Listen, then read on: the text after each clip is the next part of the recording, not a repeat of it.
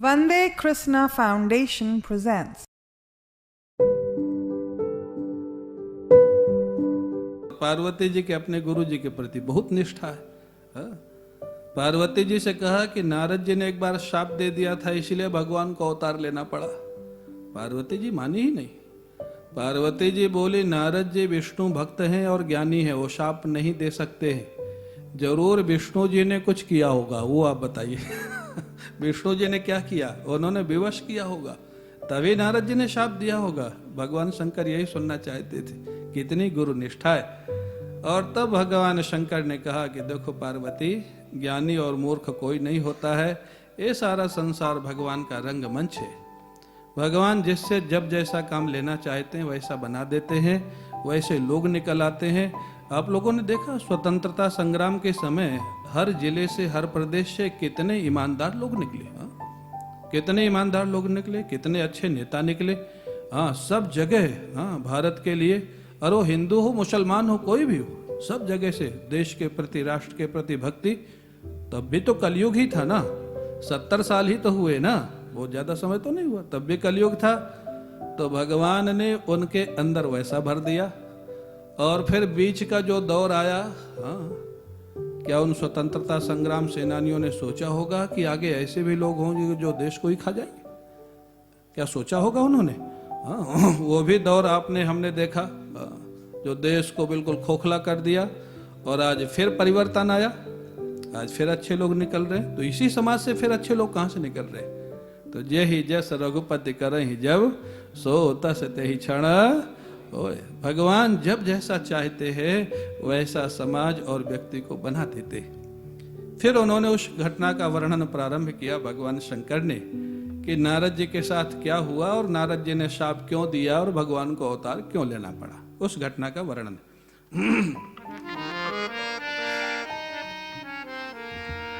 हिमगिरि गुहा एक अति पावनी, हिमगिरि गुहा एक अति पावनी, बह समीप सुर सरि सुहावनी, बह समीप सुर सरि सुहावनी, निरखि शैल सर विपिन विभागा, निरखि शैल बल विपिन विभागा, भयो रमापति पद अनुरागा, भयो रमापति पद अनुरागा, सुमिरत हरि शाप गति बाधी, सुमिरत हरि शाप गति बाधी, सहज विमल मन लागी समाधि,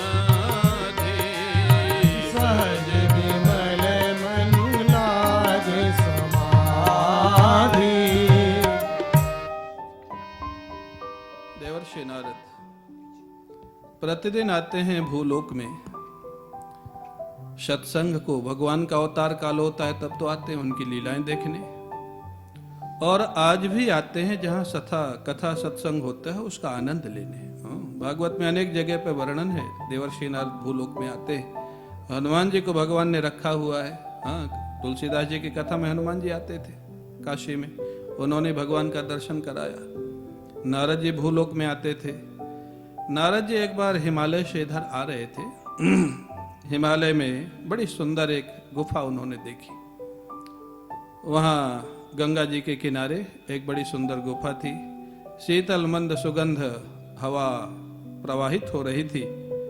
स्वाभाविक वहाँ का वातावरण, प्राकृतिक सौंदर्य, और केवल प्राकृतिक सौंदर्य नहीं, वहाँ का सात्विक वातावरण। हाँ, दोनों में फर्क है।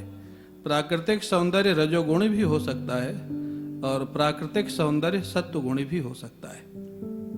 मैंने देखा है दोनों। स्विट्जरलैंड गया हूं मैं 2-3 बार। प्राकृतिक सौंदर्य बहुत सुंदर है, बहुत सुंदर है, बहुत व्यवस्थित है। और बद्री केदार भी मैं 3-4 बार गया हूँ। गंगोत्री, बद्री, केदार, यमुनोत्री, दोनों में फर्क है। ठीक है, वहाँ व्यवस्थाएं बहुत ज़्यादा हैं, बड़ी सुंदर व्यवस्थाएं हैं, लेकिन अगर आप वहाँ जाके देखेंगे, अनुभव करेंगे, तो वहाँ रजोगुण प्रधान है। हाँ? भले आप हाईएस्ट टॉप पे चले जाएं, जोंगफराऊ चले जाएं, टिटलिस चले जाएं, जर्मट चले जाएं, कहीं चले जाएं, वहाँ पर रजोगुण प्रधान है। लेकिन जब आप गंगोत्री जाते हैं, ऋषिकेश से आगे बढ़ते ही सत्वगुणी वातावरण प्रारंभ हो जाता है। हाँ? उत्तर काशी में तो और भी अच्छा लगता है, और उत्तर काशी से जब आगे जाएंगे, गंगोत्री साल हम लोग थे 2-3 दिन, बहुत ठंडा था, माइनस चला जाता था रात में, -2 डिग्री 3 डिग्री, और कमरों में गीजर नहीं था, नीचे से गर्म पानी भर के लाना, इतना ठंडा पानी होता था कि सच बताऊं, अगर लघुशंका भी जाना है तो सोचना पड़ता था कि जाए कि नहीं जाए। हाँ, थोड़ी देर बाद जाएंगे, इतना ठंडा हाथ, हाँ, वेशिंग में जो पानी ठंडा आता था, इतना ठंडा कि अगर थोड़ी देर धोए तो सुन्न हो जाए, 0 टेम्परेचर। हाँ, लेकिन इतना अच्छा लगता था वहाँ। अगर आप स्वाभाविक, हाँ, थोड़ा मौसम जब खुले और आप बाहर वहाँ बैठ जाएं माला लेके गंगा जी के किनारे, आपको मन एकाग्र करना पड़ेगा नहीं, मन एकाग्र हो जाएगा। हाँ, ये अनुभव की बात है। हाँ, जाके आप देखना, गंगोत्री में बैठ के देखो, बद्रीनाथ में भीम पुल के पास थोड़ा ऊपर बैठ के देखो, व्यास गुफा, गणेश गुफा के पास भीम पुल है, भीम पुल से थोड़ा ऊपर चढ़ो, क्योंकि भीम पुल में भी लोग बहुत जाने लग गए, भीड़ होने लग गई। आप केदारनाथ में जाके बैठ के देखो। हाँ, तो प्राकृतिक सौंदर्य दोनों जगह, विदेश में भी है, देश में भी है, लेकिन हमारा जो हिमालय खंड है, जहाँ बड़े बड़े ऋषि महापुरुषों ने साधना की है, और आज भी गुप्त रूप में सिद्ध पुरुष वहां रहते हैं, आज भी रहते हैं। उनके दर्शन सबको नहीं होते, साधुकों को होते। वृंदावन में एक बड़े अच्छे संत हुए, उनका अब शरीर नहीं है, पूज्य पहाड़ी बाबा, बड़ी बड़ी जटाएं थी, वैष्णव महात्मा थे। वो बताते थे कि एक बार वो भीम पुल से और आगे सतोपंथ की तरफ चले गए हिमालय में, तो बोले हमने देखा कि बड़ी बड़ी जटाएं, गौर वर्ण, कौपीन लगाए, 5-6 महापुरुष। बोले पहले हमने तो सोचा कि शायद अप्सराएं होंगी, क्योंकि ये भी वर्णन है शास्त्रों में कि सतोपंथ से ऊपर देवांगनाएं भी आती, अप्सराएं आती हैं। पास में गए तो बड़े बड़े सिद्ध पुरुष महात्मा थे, दर्शन दिया और बोले हमको मना कर दिया, यहाँ से आगे अभी तुम नहीं जा सकोगे, लौट जाओ।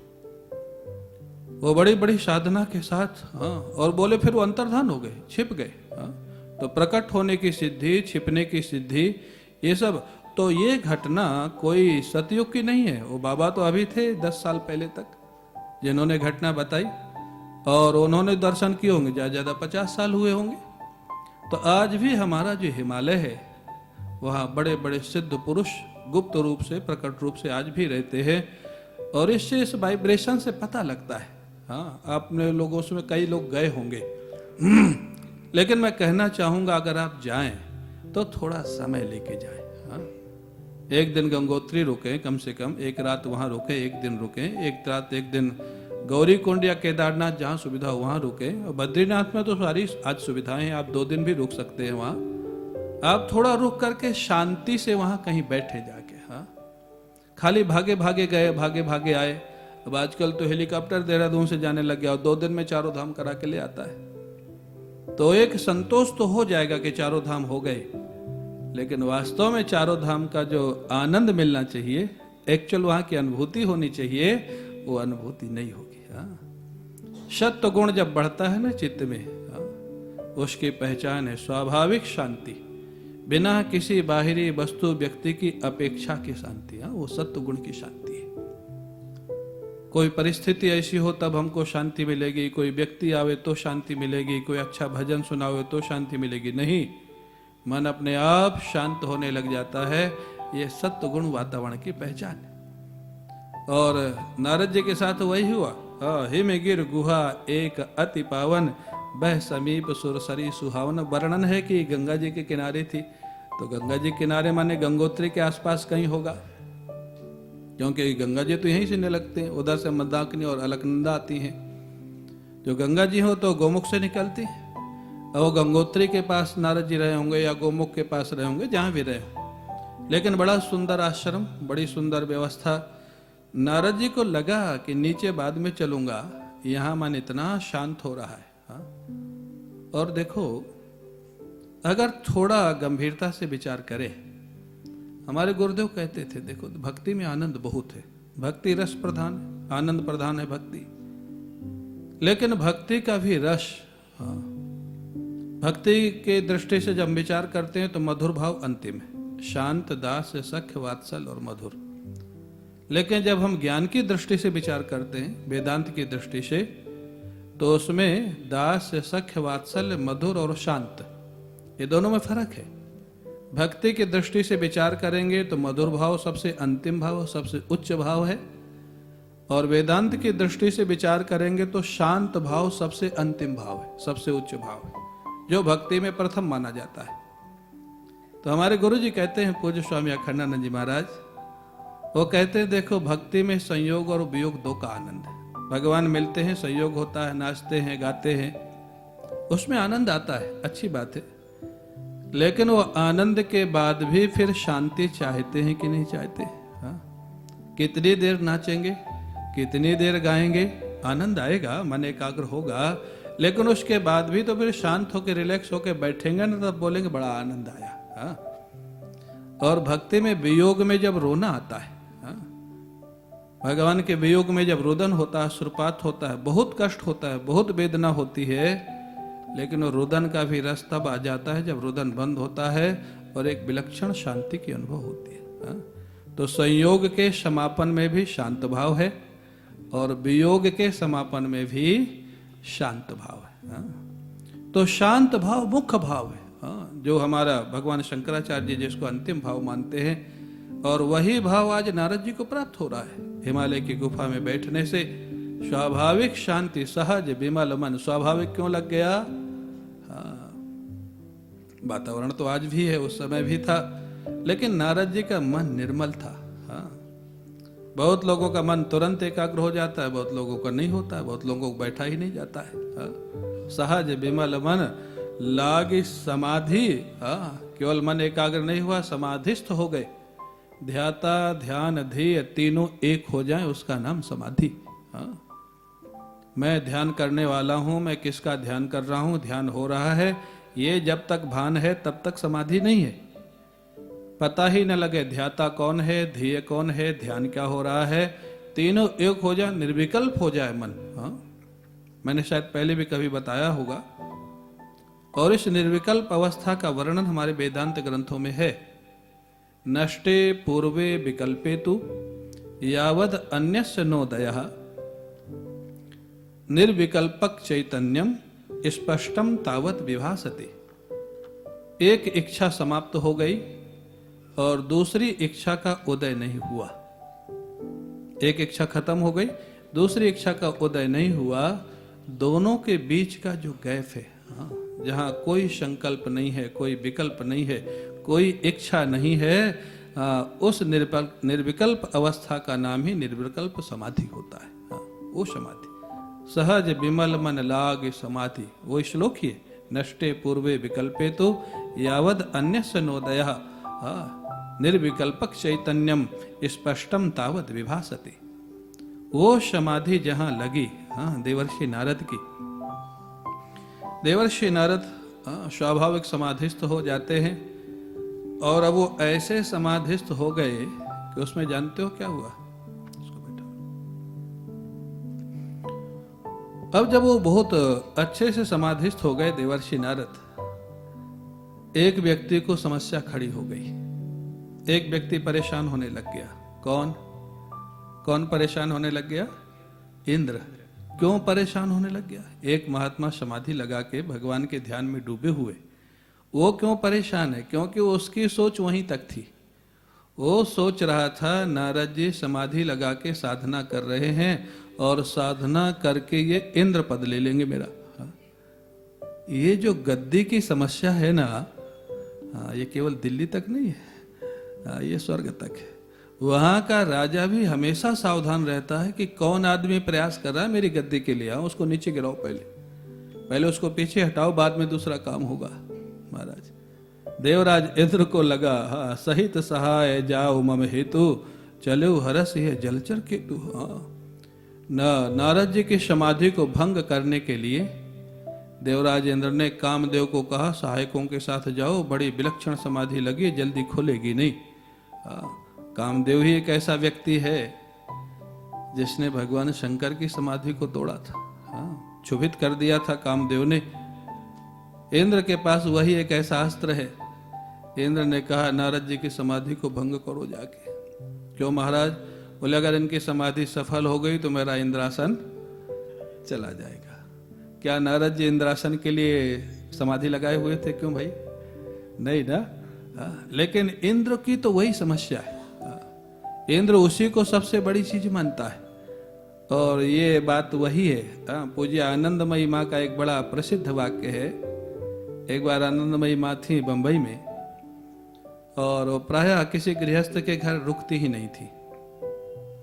एक व्यक्ति का कोई बगीचा था जो नया बनाया था, वो ले जाने वाला था वहां, और शायद जाने की स्वीकृति हो गई थी।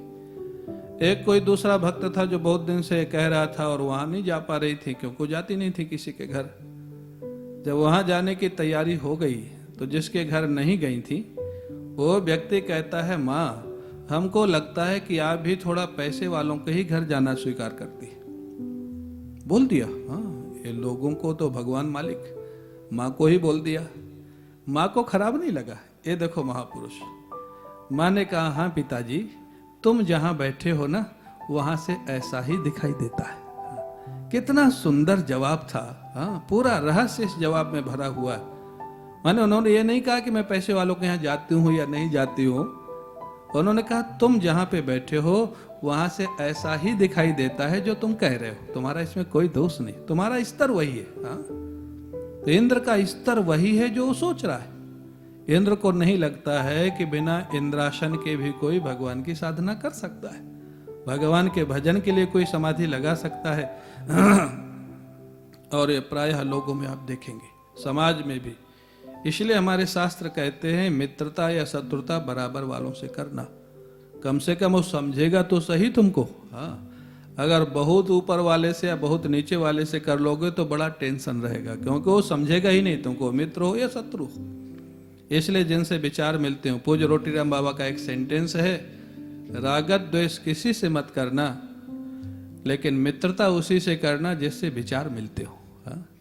व्यवहारिक, हाँ ये व्यवहारिक सूत्र है। व्यवहार में अगर खुश रहना है, शांत रहना है तो रागत द्वेष किसी से मत करो, साधक का जीवन है। लेकिन व्यवहार उसी से रखना जिससे विचार मिलते हो। देवराज इंद्र, उसको लगता है कि नारद जी की अगर समाधि सफल हो गई तो मेरा इंद्रासन चला जाएगा। कामदेव को बोलता है कि जाओ इनकी समाधि को भंग करो। अब आप कल्पना करें, एक साधु की समाधि को भंग करना ये असुरों का काम होता है कि सुरों का काम होता है? किसी की समाधि भंग करना, भगवान के भजन में बाधा डालना, ये असुरों का काम है कि देवताओं का काम है? असुरों का। इसीलिए कभी कभी जब देवता बहुत पिटते हैं राक्षसों से, भगवान जल्दी नहीं आते। भगवान कहते हैं कम ज्यादा तुम बराबर ही हो दोनों। हाँ, दोनों का वही काम। अरे सारे ब्रज को डुबोने का प्रयास किसने किया? ब्रजवासियों को मारने का प्रयास किसने किया? इंद्र ने किया। अगर अघासुर बकासुर ने ब्रजवासियों को मारने का प्रयास किया तो इंद्र ने भी तो किया ना। तो कम ज्यादा दोनों एक जैसे ही हैं। भागवत में अगर आप प्रसंग पढ़ेंगे जहां दैवासुर संग्राम हुआ, इंद्र को वज्र मिल गया दधीची की हड्डी का, और बड़ा भयंकर दैवासुर संग्राम हुआ। वहां पर जब सारे असुर मरने लग गए, अगर आप ध्यान से वो प्रसंग पढ़ें भागवत में, सारे असुर मरने लग गए क्योंकि उनके पास वज्र था, बलि को मार दिया था, आगे कौन सामना करे। तब ब्रह्मा जी ने नारद जी को भेजा कि युद्ध को बंद करवाओ, नहीं तो सारे असुर मर जाएंगे। ब्रह्मा जी ने भेजा नारद जी को, जाओ युद्ध जल्दी बंद कराओ नहीं सारे असुर मर जाएंगे। मैं भागवत जब पढ़ रहा था, मैंने अपने गुरुदेव से पूछा, क्लास में तो पढ़ के आ जाता था लेकिन अब ये सारी बातें तो टीचर नहीं बता सकता। मैंने गुरु जी से पूछा, पूछ स्वामी अखंडानंद जी महाराज से कि महाराज ये असुर सारे मरने जा रहे थे तो ब्रह्मा जी ने युद्ध बंद करवा दिया, असुर मर जाते तो अच्छा ही होता, ब्रह्मा जी ने क्यों रुकवा दिया? महाराज जी मुस्कुराए, बोले अगर सारे असुर मर जाएंगे ना तो फिर देवता ही असुर बन जाएंगे। ये उनके भय से देवता बने रहते। हाँ, ये समाज में आप देखेंगे कई लोग जो देवता बने रहते हैं वो विरोधी के भय से बने रहते। तो ये जो सृष्टि है ना, क्या गणित है भगवान का, कैसी विलक्षण सृष्टि है। बहुत लोग स्वाभाविक साधु होते हैं, बहुत लोग किसी के भय से साधु बन जाते हैं, बहुत लोग स्वाभाविक अच्छे होते हैं, बहुत लोग किसी के भय से अच्छे बने होते हैं। तो देवता और दैत्यों में ज्यादा कोई फर्क नहीं है। हाँ, नारद जी की समाधि को भंग करने के लिए देवराज इंद्र भेजता है कामदेव को, और कामदेव जानता है नारद जी की समाधि को भंग करना कोई सामान्य काम नहीं। उसने सारे लोगों को साथ में लिया, अप्सराओं को लिया, गंधर्वों को लिया, बसंत ऋतु का निर्माण किया वहां, और बड़े सुंदर संगीत का प्रारंभ किया। अप्सराएं नाचने लग गई, संगीत प्रारंभ हो गया। नारद जी की समाधि नहीं टूटी। विलक्षण बात। हाँ, बहुत सारा प्रयास किया कामदेव ने अप्सराओं के साथ, गंधर्वों के साथ, लेकिन नारद जी की समाधि नहीं टूटी। क्यों? क्योंकि नारद जी के हृदय में भगवान का दर्शन प्रकट था। राम और काम में जब झगड़ा होगा, काम बाकी को पराजित कर सकता है, लेकिन भगवान को पराजित बस वहीं पराजित होता है। वहीं पराजित होता है। समाधि क्यों नहीं टूटी? भगवान श्री सीताराम जी महाराज का हृदय में दर्शन हो रहा था, उसी की समाधि लगी हुई थी नारद जी की। बाहर क्या हो रहा था, क्या नाच गान हो रहा था, क्या संगीत हो रहा था, नारद जी को पता नहीं लगा, पता ही नहीं लगा। सारा प्रयास कर लिया कामदेव ने। और यही होता है, ये सारे दोष, काम, क्रोध, लोभ, ये तभी तक प्रभावी रहेंगे जब तक भगवान की अनुभूति। क्यों? ये मन जो है रस चाहता है, आनंद चाहता है, और जब इसको परम रस मिल जाता है तो तुच्छ रसों को छोड़ना नहीं पड़ता है, वो छूट जाते, सहज में छूट जाते। अब ये जो भगवान जब कुछ नहीं हुआ, उसका कारण क्या हुआ?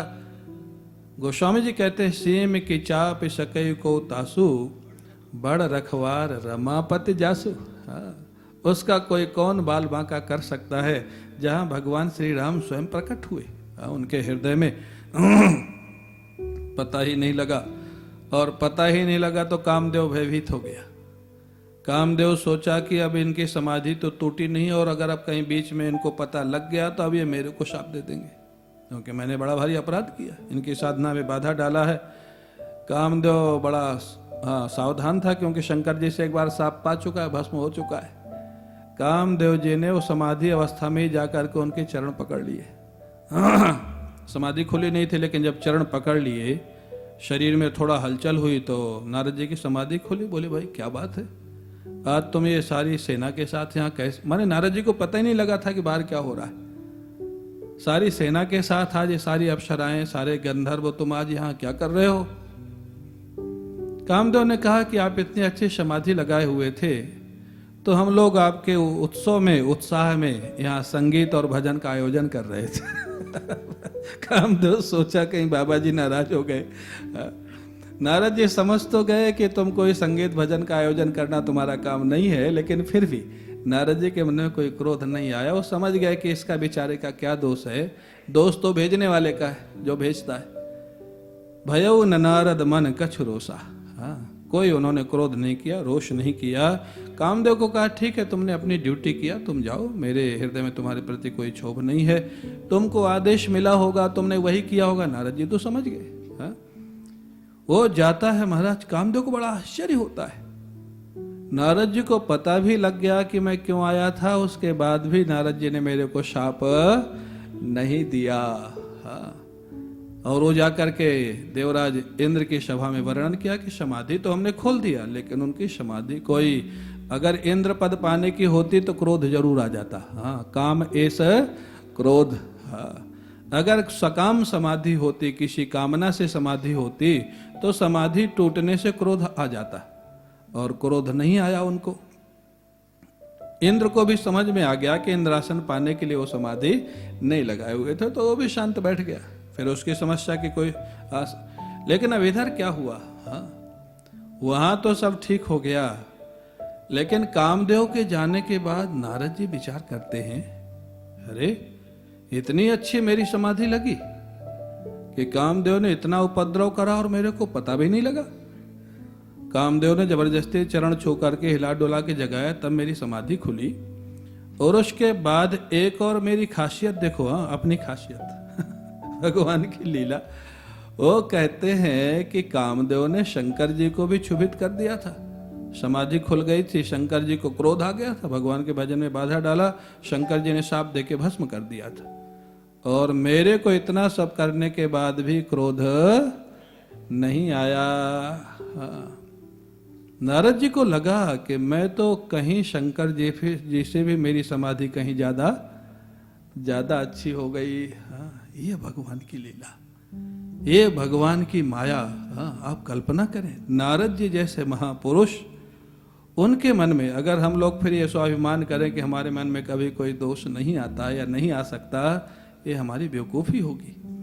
हमारे गुरुदेव पूज्य स्वामी अखंडानंद जी महाराज कहते हैं, जो व्यक्ति कहता है मेरे जीवन में कभी कोई दोष नहीं आता मेरे मन में, बोले या तो वो उतना बेवकूफ़ है कि उसको समझ नहीं आती, और या इतना चालाक है कि वो बताना नहीं चाहता। दो में से एक है, वो सज्जन पुरुष नहीं है।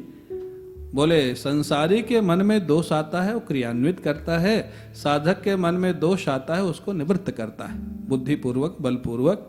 साधक और संसारी में यही फर्क है। सिद्ध जब तक एकत्व की अनुभूति नहीं होगी या परमात्मा की अनुभूति नहीं होगी, तब तक दोषों के आने की संभावना बनी रहती, सिद्ध के जीवन में नहीं आती।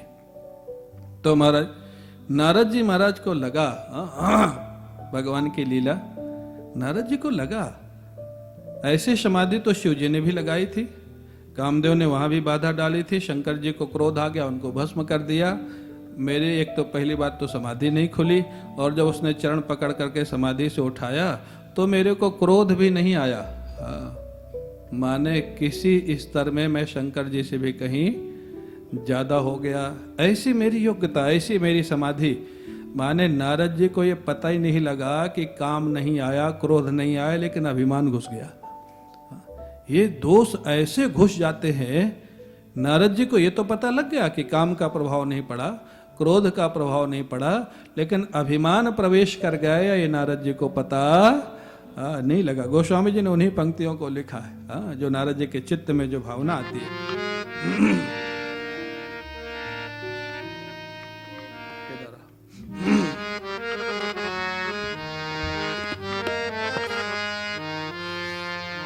तब नारद गवने शिव पाही, तब नारद गवने शिव पाही, जित काम अहमिति मन माही, जिता काम अहमिति मन माही, मार चरित शंकर ही सुनाए, मार चरित शंकर ही सुनाए, अति प्रिय जानी महेश सिखाए, अति प्रिय जाने महेश सिखाए,